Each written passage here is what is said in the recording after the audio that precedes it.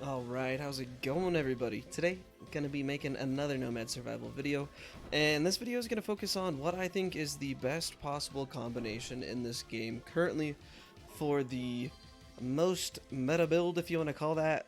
This is what I think definitely is the best combination of weapons, passives, pets, and characters.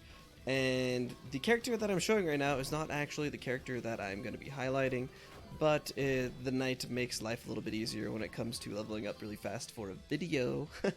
So this basically revolves around one weapon and two passives, and the character is probably necessary also. This has helped me clear out all the way up to 129 times modifiers for gemstones, and it kind of has to do with the 100 times gemstone video I also did earlier. And so this combination is going to be Death Sting, Miniaturize, Colorless Glyph, the Fox Pet, and the Whisperer. So let's start with the character. The Whisperer is definitely, I think, one of the most unique characters in this game, and has some really, I don't want to say like plot armory abilities, but the way the character ability works really is super strong. And it works really well with these other two items. And so the reason why the Whisperer's ability is so strong is because when you are in spirit form, you do take damage, yes, but you don't take projectile damage. You also can direct bosses away from your body. You can also move away these specters on the third map from your body. And so when you're trying to get the most gemstones, that is, extremely important. You're going to be playing on the third map because it has the highest modifiers. You're going to be playing with the enhanced events. You're going to be playing with the projectiles on. You're going to be playing on with the enhanced bosses, right? And the Whisperer's ability literally gets rid of every single problem that those might have. Every single one. It's absolutely ridiculous how good it is. Because when you're in spirit form, while yes, things can hit your body, you don't have to worry about it. Because the Whisperer's ability also regens 10 HP per enemy hit. Per time it hits an enemy. I don't think you understand how often you're hitting a character with that spirit ability, especially because as you get your SP regen up, you spawn more and more of these characters over time, and that's just a ton of HP regen, if we're being honest. And so when you combine that with these two passive skills, you're pretty much unkillable. And these two passives right now are going to be Miniaturize and Death Sting. Death Sting gives you a 15% chance to one-shot a enemy at whatever HP, doesn't matter, just exactly a Death Sting, just like a scorpion, one-shots him. And Miniaturize increases your evasion. So if we go ahead and hit escape right here, my evasion is 80%. That means I'm going to be dodging 80% of the time, and the things that do hit me, very rare. If you throw in Colorless Glyph and Death Sting, Colorless Glyph being the weapon skill that I think works the best in this combination, you're going to be killing a large majority of enemies. You don't have to worry about what their HP is. That's what makes this combo so strong.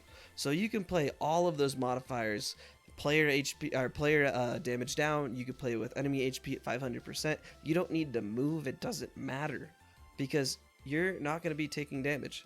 So the scariest part of this build is really the first 10 to 20 levels, and the Whisperer really takes all of those issues away, because as long as you can cast before you die, which is very often, because your evasion with just the Fox Pet and your evasion that you can buy with coins is already high enough to where you definitely are going to get a cast off. And as you roll for evasion, which I would go with first, SP regen and Death Sting, you just don't have to worry about dying at all.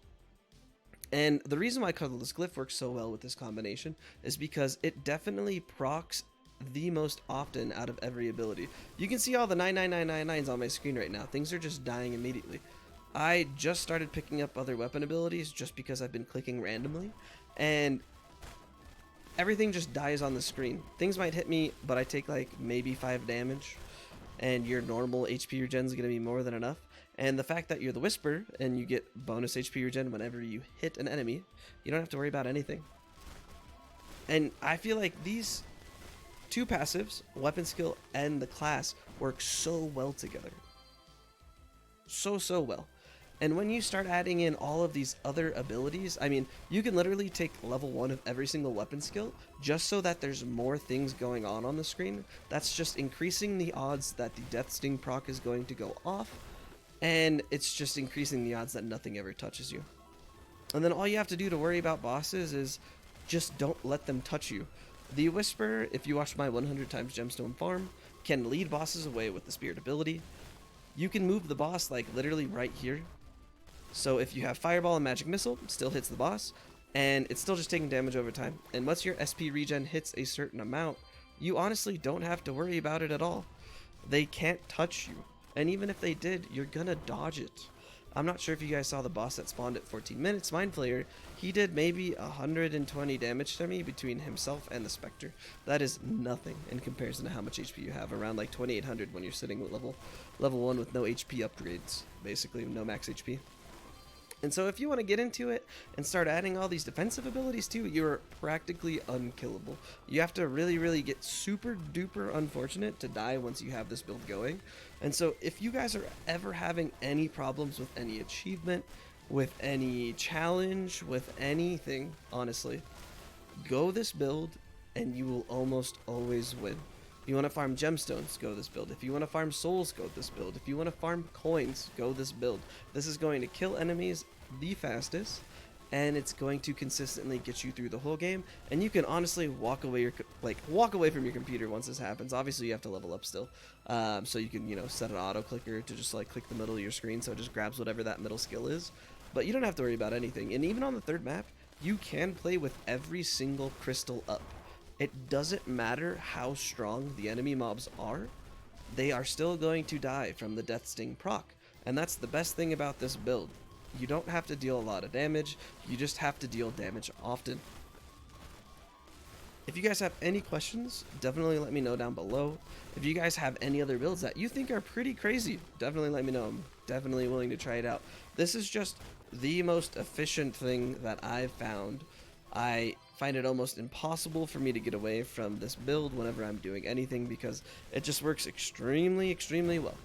I don't think I've lost ever doing this build, only with 130 times, and that's because for me the difference between 130 times and 129 is player speed. I always give myself a little bit of speed so that I can move around a little bit, just so I can pick up EXP a little bit easier in the early levels, which isn't that big of a deal because another thing I forgot, the Whisperer's ability can pick up HP and items. Both. It's absolutely ridiculous. So that kind of solves the XP problem. But I really like being able to move. And sometimes if you can't move and you get a very unlucky spawn at 130 times, you just kind of die, which is kind of sad. It's very frustrating. But 129, very simple. It's really dumb how much that 1 times really impacts us, but it's just the truth. Anyways, guys, I hope this helps any of you out that are trying to do specific challenges or any achievements and stuff like that. If you guys have any questions, let me know down below. And as always, I really appreciate all the support and the subs and things like that. Oh, last thing, the Nomad Survival Discord. Go ahead and check it out. You can find it on the Steam page for the game. I highly recommend it. The developer is super active. There's a huge community of people that love the game and are totally willing to help you with any theory crafting or any questions that you have. So definitely give it a join. But as always, guys, I'll see you on the next one.